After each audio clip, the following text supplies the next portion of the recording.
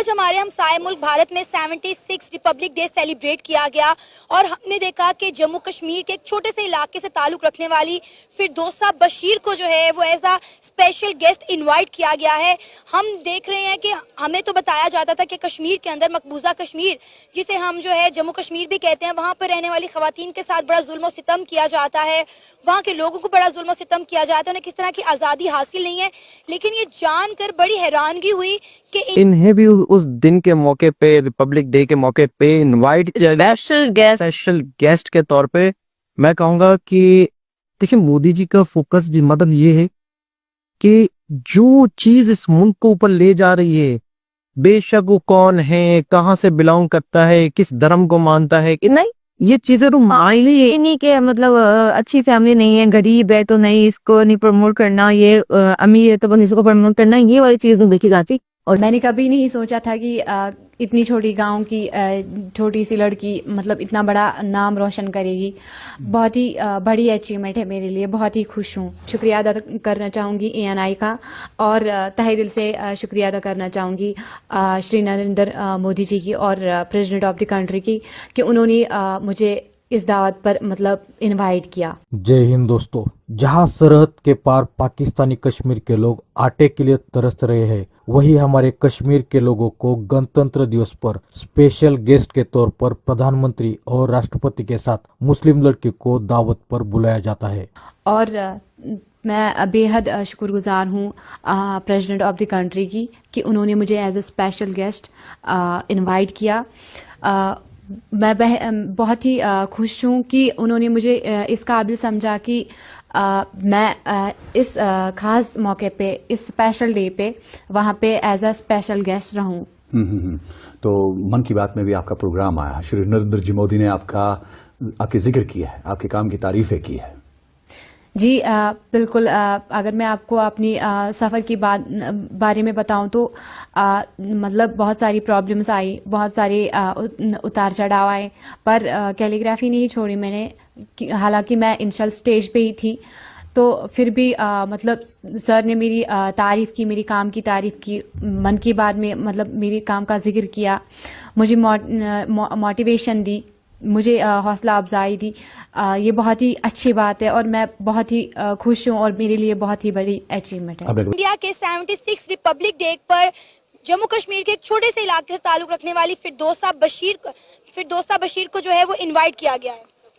नहीं तो ये मुझे जो लगता है ये वही एक तरीक़ेकार है जो पाकिस्तान ने किया हुआ है आज़ाद कश्मीर के साथ। पाकिस्तान भी इसी तरह कहीं मौक़ों पे इसी तरह कश्मीर के लोगों को बुला के, तो ये दोनों तरफ से सेम पॉलिसी इख्तियार की गई है कश्मीर के मामले में।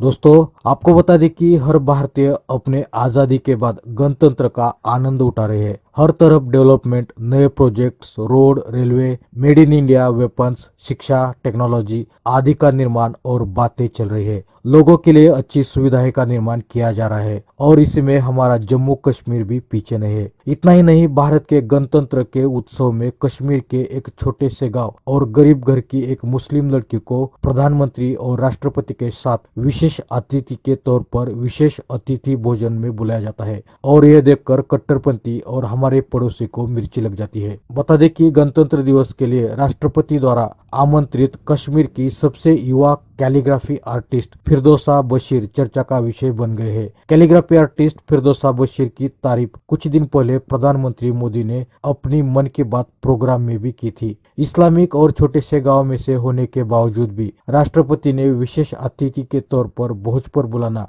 यह हमारे संस्कृति, टैलेंट और समानता का प्रतीक है। जहां हर व्यक्ति को समान अवसर देते हुए धर्म से ज्यादा व्यक्ति और बुद्धिमत्ता को महत्व दिया जाता है। 76वें गणतंत्र दिवस के लिए विशेष अतिथि के तौर के रूप में आमंत्रित किए जाने पर इस्लामिक सुलेखक फिरदौसा बशीर भावुक हो गई और उन्होंने कहा कि मुझे विशेष अतिथि के रूप में आमंत्रित करने के लिए मैं भारत के राष्ट्रपति की आभारी हूँ। बहुत सारे उतार चढ़ाव आए लेकिन मैंने सुलेखन नहीं छोड़ा। मेरे पिता एक मजदूर है लेकिन इन दिनों उनकी तबीयत ठीक नहीं है, इसलिए उन्हें घर पर रहना पड़ता है। मुझे शुरुआत में समर्थन नहीं मिला लेकिन आखिरकार मुझे दोस्त और परिवार से समर्थन मिला है। और मैं आज बेहद ही खुश हूँ। दोस्तों, जिस शहर में पत्थरबाजी, एंटी नेशनल और आए समय बंद हड़ताल हुआ करता था, आज वही के नौजवान डेवलपमेंट, शिक्षा, तो सोचा स्पोर्ट की था बातें कर रहे आप हैं। फार फ्लंग एरिया से बिलोंग करती हैं?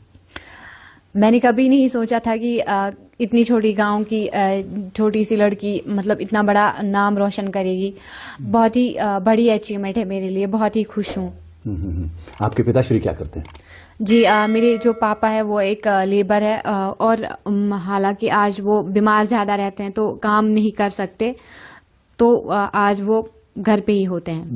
जो वहाँ पर जाना था तो ये कोई इतनी बड़ी बात नहीं, क्योंकि एक टैलेंटेड लड़की थी, वो कैलीग्राफी में वो अपना नाम मनवा चुकी है, और अगर उसे पाकिस्तान भी बुलाए तो कोई बड़ी बात इसमें नहीं है। और इस तरह के 22 लोगों को और इस तरह के टैलेंट को अगर कोई मुल्क भी बुलाए तो इसमें कोई हैरत की बात नहीं होनी चाहिए, क्योंकि फन और उसके बाद इस तरह के जो एक्टिविटीज होते, जो टैलेंट होते हैं, चाहे वो क्रिकेट हो चाहे वो दूसरे, वो कश्मीर के प्लेयर्स भी खेल रहे हैं, क्रिकेट वगैरह भी IPL में खेलते हैं, तो इसमें कोई इस तरह कोई बात नहीं है।